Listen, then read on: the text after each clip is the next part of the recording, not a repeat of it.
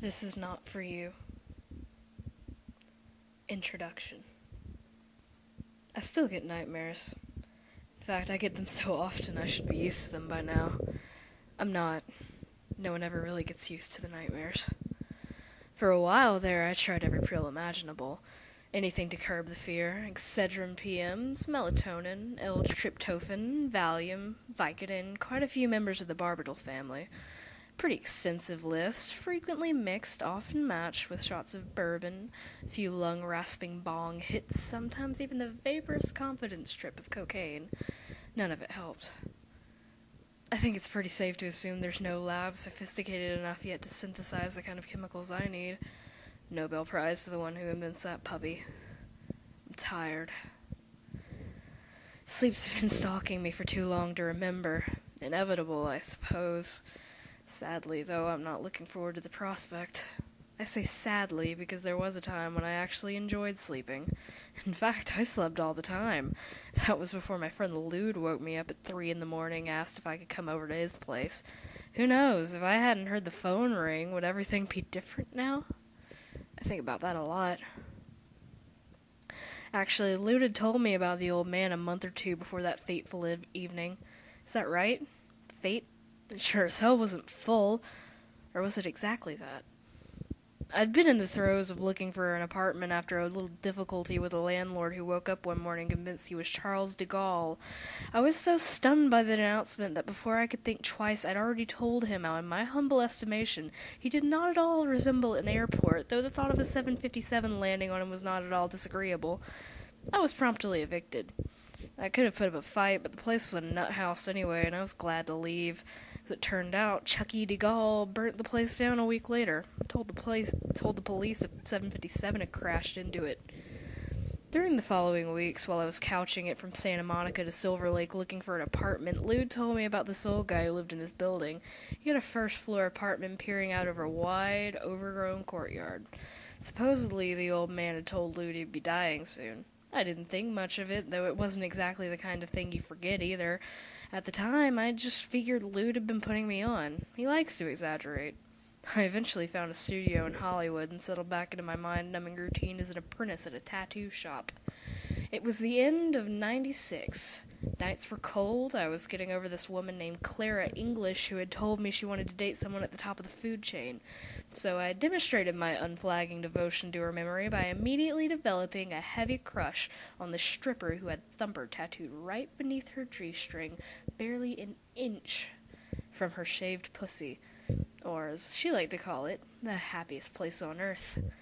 Suffice it to say, Lude and I spent the last hours of the year alone, scouting for new bars, new faces, driving recklessly through the canyons, doing our best to talk the high midnight heavens down with a whole lot of bullshit. We never did. Talk them down, I mean. And then the old man died. From what I can gather now, he was an American. Though, as I would later find out, those who worked with him detected an accent, even though they could never say for certain where it came from. He called himself Zampano. It was a name he put down in his apartness lease and several other fragments I found. I never came across any sort of ID, whether a passport, license, or any other official document insinuating that, yes, he was indeed an actual and accounted-for person. Who knows where his name really came from? Maybe it's authentic, maybe made up, maybe borrowed. A nom de plume, or my personal favorite, a nom de guerre. As Lude told it, Zampano had lived in a building for many years, and though he mostly kept to himself, he never failed to appear every morning and evening to walk around the courtyard, a wild place with knee-high weeds, and back then populated with over 80 stray cats. Apparently the cats liked the old man a lot, and though he offered no enticements, they would constantly rub up against his legs before darting back into the center of that dusty place. Anyway, Lude had been out very late with some woman he'd met at the salon. It was just after 7 when he'd finally stumbled back into the courtyard, and despite a severe hangover, immediately saw what was missing. Lude frequently came home early and always found the old guy working his right way around the perimeter of all those weeds, occasionally resting on a sun-beaten bench before taking another round. A single mother who got up every morning at 6 also noted Zampano's absence. She went off to work. Lude went off to bed. But when dusk came and their old neighbor had still not appeared, both Lude and the single mother went to alert Flays, the resident building manager. Blaze is part Hispanic, part Samoan. A bit of a giant, you might say. 6'4", 245 pounds, virtually no body fat. Vandals, junkies, you name it, they get near the building and Blaze will lunge at them like a pit bull raised in a crat house. And don't think he doesn't... Vandals, junkies, you name it, they get near the building and Blaze will lunge at them like a pit bull raised in a crack house. And don't think he believes size and strength are invincible. If the interlopers are carrying, he'll show them his own gun collection and he'll draw on them too, faster than Billy the Kid. But as soon as Lude voiced his suspicions about the old man, Pitbull and Billy the Kid went straight out the window. Blaze suddenly couldn't find the keys. He started muttering about calling the owner of the building, and after 20 minutes, Lude was so fed up with his hemming and hawing, he offered to handle the whole thing himself. Blaze immediately found the keys with a big grin, popped them into Lude's outstretched hand.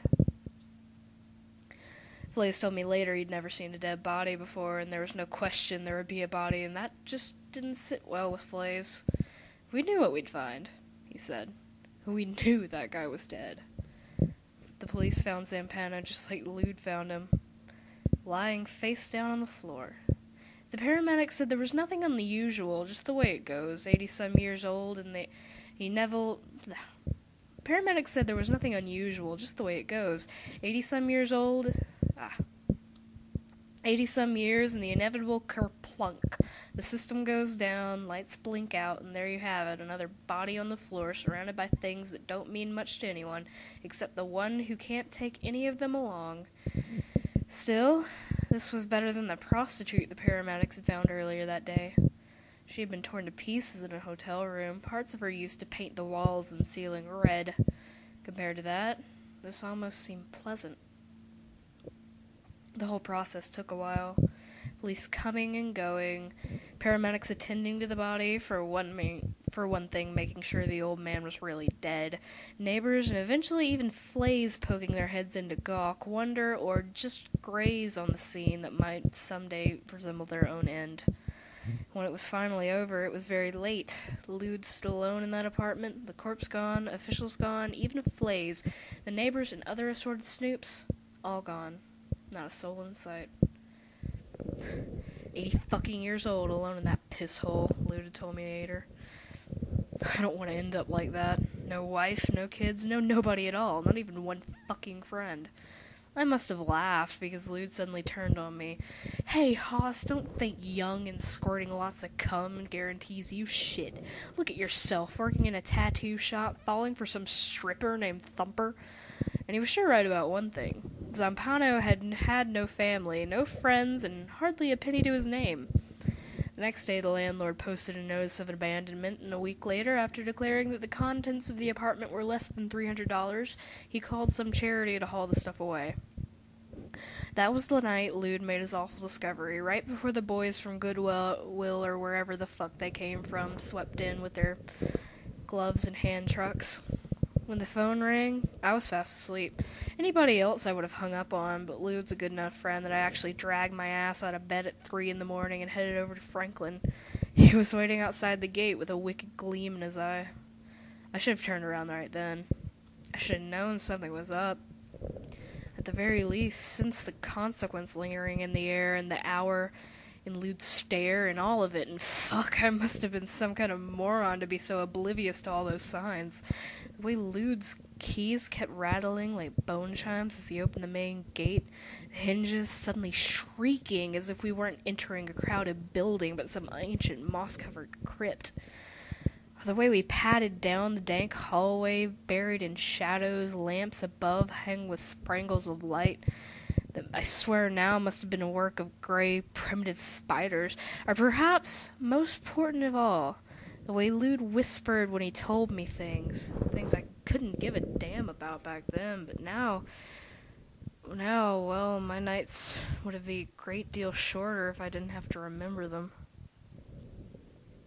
Ever see yourself doing something in the past, and no matter how many times you remember it, you still want to scream, "Stop!" Somehow redirect the action, reorder the present? I feel that way now, watching myself tugged stupidly along by inertia, my own inquisitiveness, or whatever else.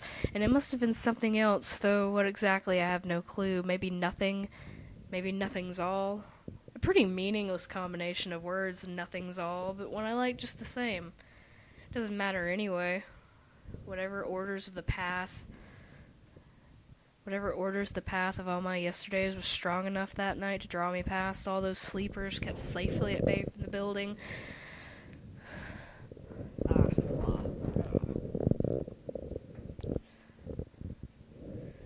I feel that way now, watching myself tug stupidly along by inertia or my own inquisitiveness or whatever else.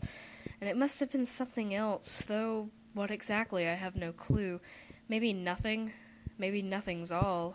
A pretty meaningless combination of words, nothing's all, but one I like just the same.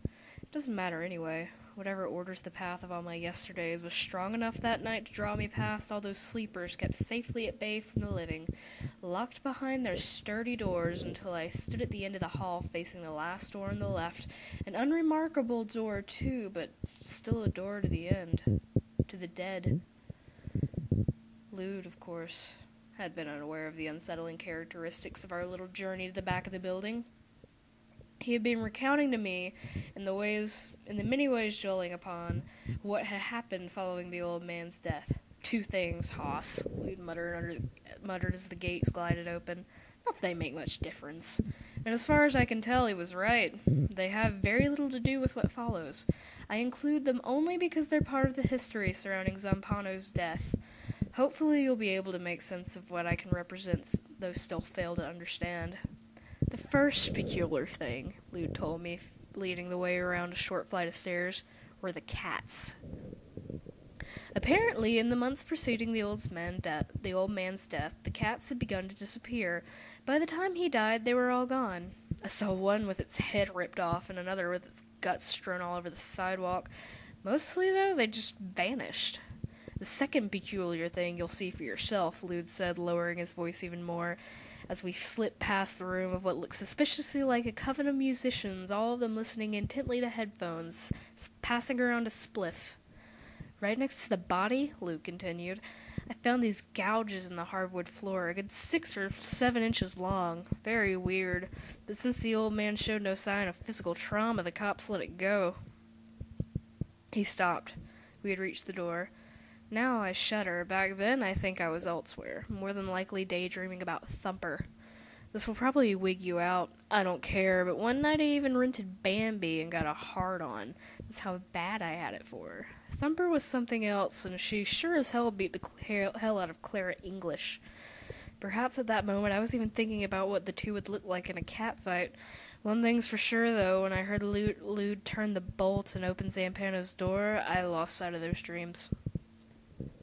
What hit me first was the smell. It wasn't a bad smell, just incredibly strong. And it wasn't one thing either. It was extremely layered, a patina upon progressive patina of odor, the actual source of which had long since evaporated. Back then it had overwhelmed me, so much of it cloying, bitter, rotten, even mean. These days I can no longer remember the smell, only my reaction to it. Still, if I had to give it a name, I would think to call it the scent of human history. Composite of sweat, urine, shit, blood, flesh, and semen, as well as joy, sorrow, jealousy, rage, vengeance, fear, love, hope, and a whole lot more. All of which probably sounds pretty ridiculous, especially since the abilities of my nose are not really relevant here. What's important, though, is that the smell was complex for a reason. All the windows were nailed shut, sealed with a caulking. The front entrance and the courtyard doors all storm-proof. Even the vents were covered with duct tape. That said, this particular effort to eliminate any ventilation in the tiny apartment did not culminate with bars on the windows or multiple locks on the doors. Zampano was not afraid of the outside world. As I've already pointed out, he walked around his courtyard and supposedly was even fearless enough to brave the LA public transportation system for an occasional trip to the beach, an adventure even I'm afraid to make. My best guess now is that he sealed his apartment in an effort to retain the various emanations of his things and himself. Where his things were concerned, they were in the spectrum. Tattered furniture, unused candles, ancient shoes, these in particular looking sad and wounded, ceramic bowls as well as glass jars and small wood boxes full of rivets, rubber bands, seashells, matches, peanut shells, 1,000 different kinds of elaborately shaped and colored buttons. One ancient beer stein held nothing more than discarded perfume bottles. As I discovered, the refrigerator wasn't empty, but there wasn't any food in it either. Zampano had crammed it full of strange, pale books. Of course, all of that's gone now. Long gone. The smell, too. I'm left only with a few scattered mental snapshots. A battered Zippo lighter with patent pending printed on the bottom. The twining metal ridge looking a little like some tiny spiral staircase winding down into the bulbous interior of a light socket. And for some odd reason, what I remember most of all, a very old tube of chapstick with an amber-like resin, hard and cracked.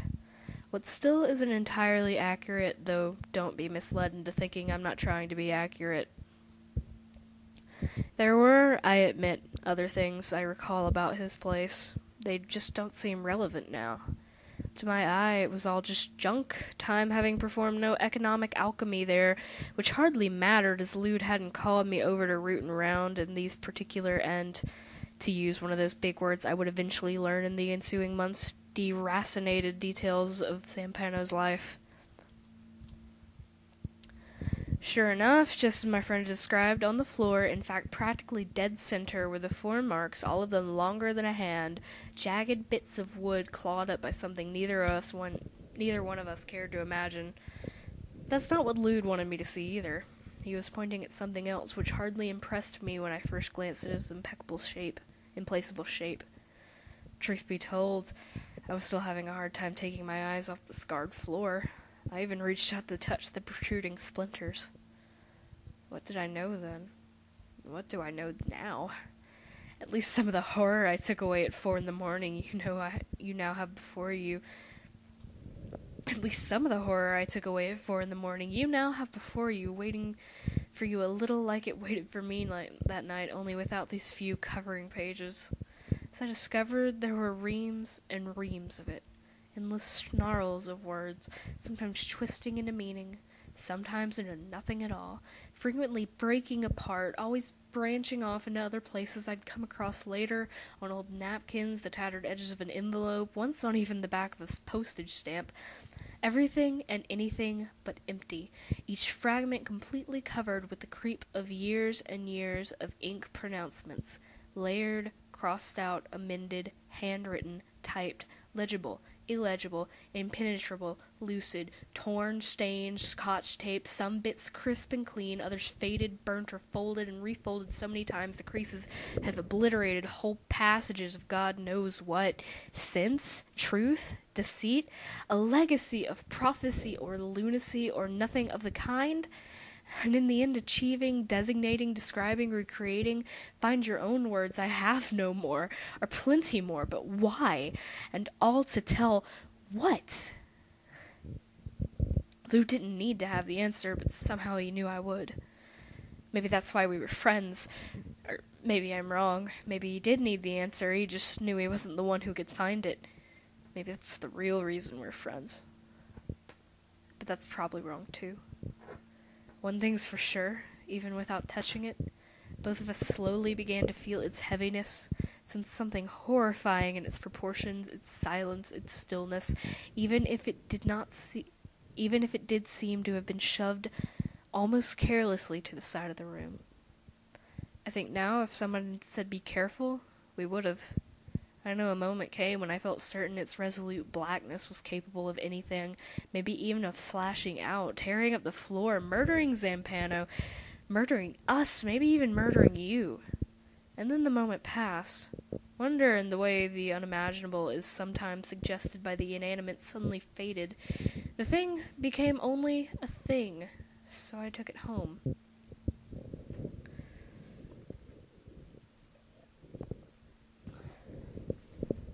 Back then, well, it's hard to say back then by now.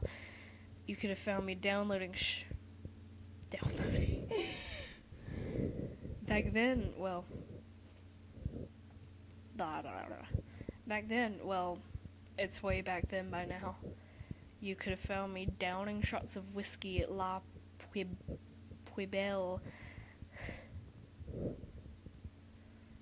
Downing shots of whiskey at La Poubelle, annihilating my inner ear at Bar Deluxe, or dining at Jones with some busty redhead I'd met at the House of Blues, our conversation traversing wildly from clubs we knew well to clubs we'd like to know better. I sure as fuck wasn't bothered by old man Z's words. All those signs I just now finished telling you about quickly vanished in light of subsequent days, or had never been there to begin with, existing only in retrospect. At first, only curiosity drove me from one phrase to the next. Often, a few days would pass before I'd pick up another mauled scrap, maybe even a week. But still I returned for 10 minutes, maybe 20 minutes, gazing over the scenes, the names, small connections starting to form, minor patterns evolving in those spare slivers of time. I never read for more than an hour. Of course, curiosity killed the cat. And even if satisfaction supposedly brought it back, there's still that little problem with the man on the radio telling me more and more about some useless information. But I didn't care. I just turned the radio off. And then one evening I looked over my clock and discovered 7 hours had passed. Lude had called, but I hadn't noticed the phone ring. I was more than a little surprised when I found his message on my answering machine. That wasn't the last time I lost sense of time either. In fact, it began to happen more often, dozens of hours just blinking by, lost in the twist of so many dangerous sentences. Slowly but surely, I grew more and more disoriented, increasingly more detached from the world, something sad and awful straining around the edges of my mouth, surfacing in my eyes. I stopped going out at night. I stopped going out. Nothing could distract me.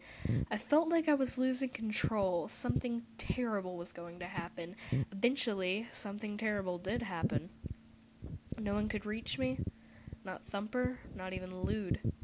I had nailed my windows shut, threw out the closet and bathroom doors, storm-proofed everything, and locks. Oh yes, I bought plenty of locks.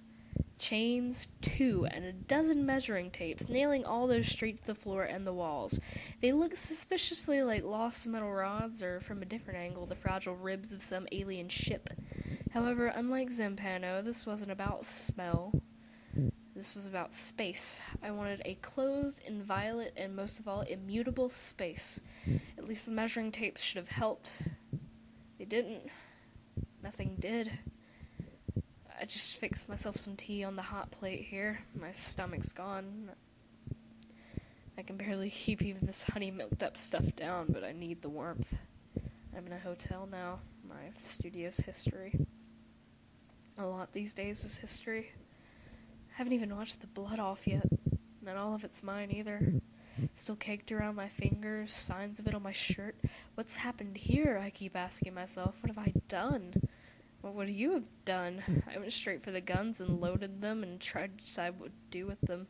The obvious thing was to shoot something. After all, that's what guns are designed to do. Shoot something. But who? Or what? I didn't have a clue.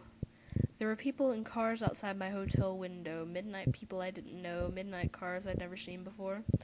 I could have shot them. I could have shot them all.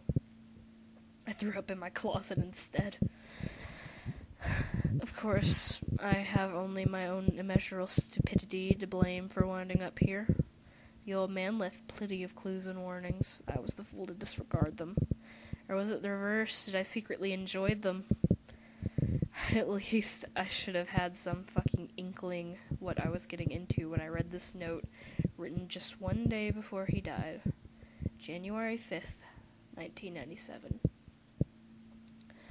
Whoever finds and publishes this work shall be entitled to all proceeds. I ask only that my name take its rightful place. Perhaps you will even prosper. If, however, you discover that readers are less than sympathetic and choose to dismiss this enterprise out of hand, then may I suggest you drink plenty of wine and dance in the sheets of your wedding night, for whether you know it or not, now you are truly prosperous. They say truth stands the test of time. I can think no greater comfort than knowing this document failed such a test. Which, back then, meant absolutely nothing to me. I sure as hell didn't pause to think that some lousy words were going to land me in a shitty hotel room saturated with the stink of my own vomit. After all, as I fast discovered, Zampano's entire project is about a film which doesn't even exist. You can look, I have, but no matter how long you search, you will never find the Davidson record in theaters or video stores. Furthermore, most of what's said up by famous people has been made up. I tried contacting all of them. Those that took the time to respond told me they had never heard of Will Davidson, let alone Zampano. As for the books cited in the footnotes, a good portion of them are fictitious. For instance, Gavin Young's Shots in the Dark doesn't exist, nor does the works of Hubert Howe Bancroft, Volume 28.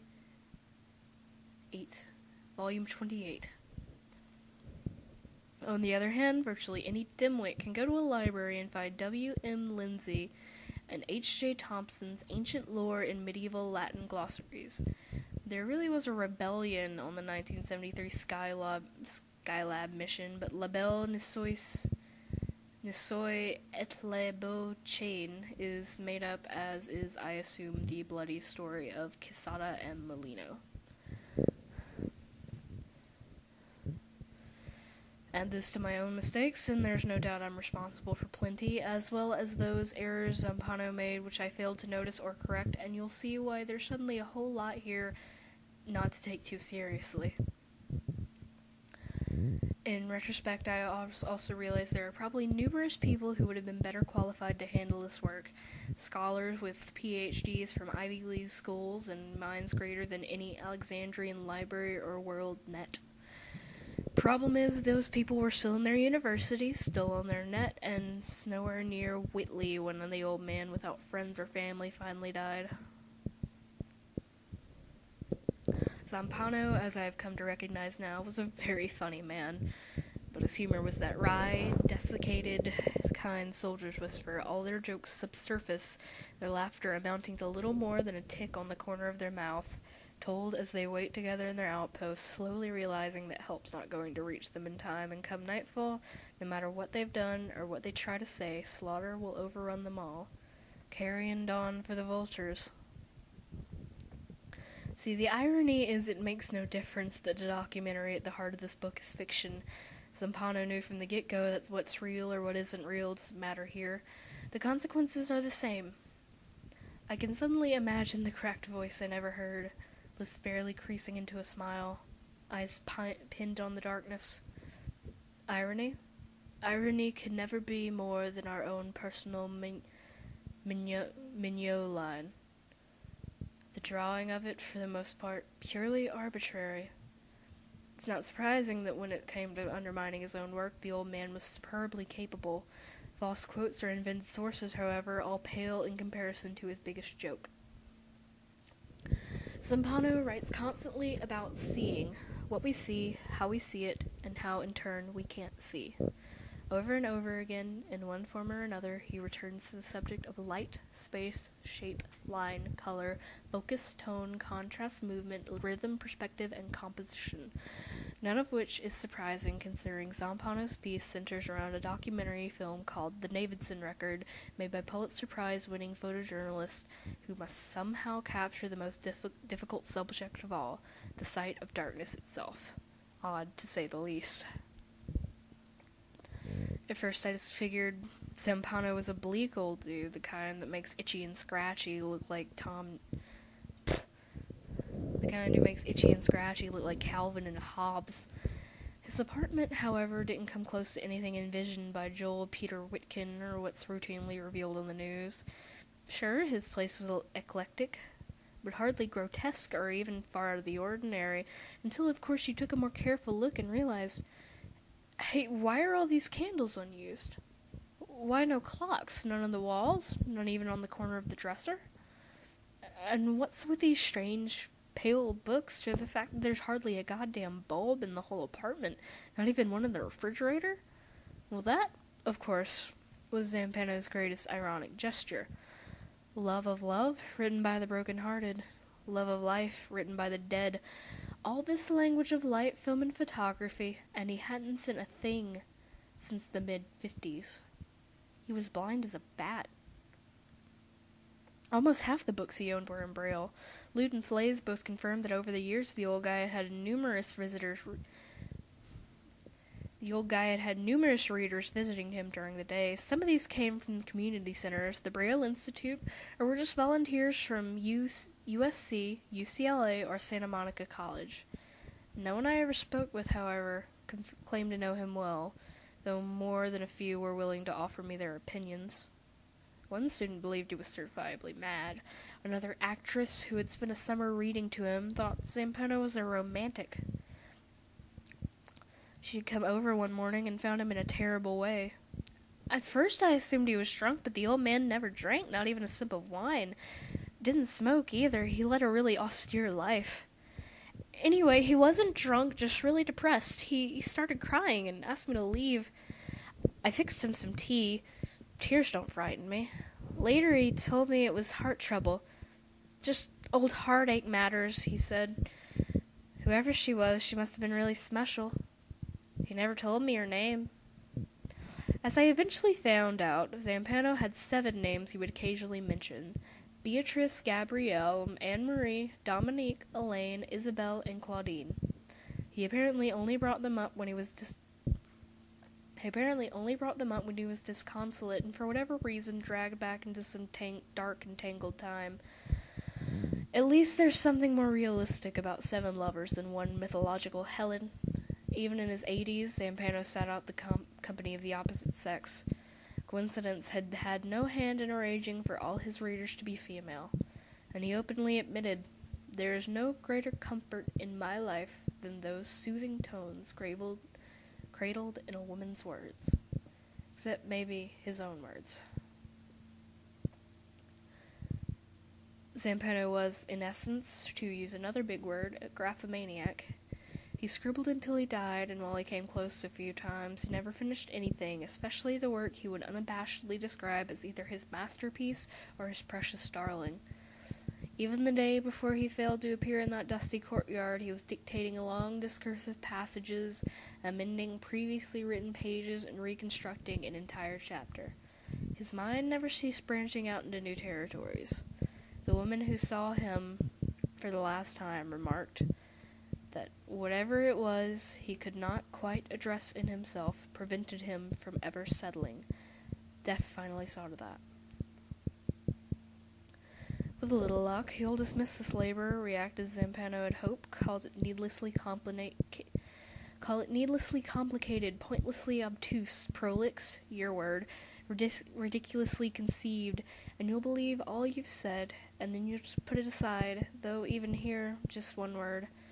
Aside makes me shudder, for what is ever really just put aside. And you'll carry on, eat, drink, be merry, and most of all, you'll sleep well. Then again, there's a good chance you won't.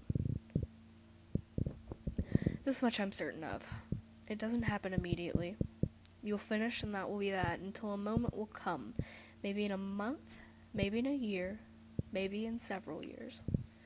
You'll be sick, or feeling troubled, or deeply in love, or quietly uncertain, or even content for the first time in your life. It won't matter. Out of the blue, beyond any cause you can trace, you'll suddenly realize things are not how you perceive them to be at all. For some reason, you will no longer be the person you believed you once were. You'll detect slow and subtle shifts going on all around you, more importantly, shifts in you. Worse, you'll realize it's always been shifting, like a shimmer of sorts, a vast shimmer, only dark like a room. But you won't understand why or how. You'll have forgotten what granted you this awareness in the first place. Old shelters, television, magazines, movies won't protect you anymore. You might try scribbling in a journal, on a napkin, maybe even in the margins of this book. That's when you'll discover you no longer trust the very walls you always took for granted. Even in the hallways you've walked 100 times, will feel longer, much longer, and the shadows, any shadow at all, will suddenly seem deeper, much, much deeper. You might try then, as I did, to find a sky so full of stars it will blind you again. Only no sky can blind you now. Even with all that iridescent magic up there, your eye will no longer linger on the light. It will no longer trace constellations. You care only about the darkness, and you will watch it for hours, even days, maybe even for years, trying in vain to believe you're some kind of indispensable, universe-appointed sentinel, and as if just by looking you could actually keep it all at bay. It will get so bad you'll be afraid to look away. You'll be afraid to sleep. Then no matter where you are, at a crowded restaurant or on some desolate street or even in the comforts of your own home, you'll watch yourself dismantle every assurance you've ever lived by. You'll stand aside as a great complexity intrudes, tearing apart piece by piece all of your carefully conceived denials, whether deliberate or unconscious, and then for better or worse you'll turn, unable to resist, though try to resist you still will, fighting with everything you've got not to face the thing you most dread, what it is now and what it will be, and what has always come before, the creature you truly are, the creature we all are, buried in the nameless black of a name. And then the nightmares will begin. Johnny Truant, October 31st, 1998, Hollywood, California.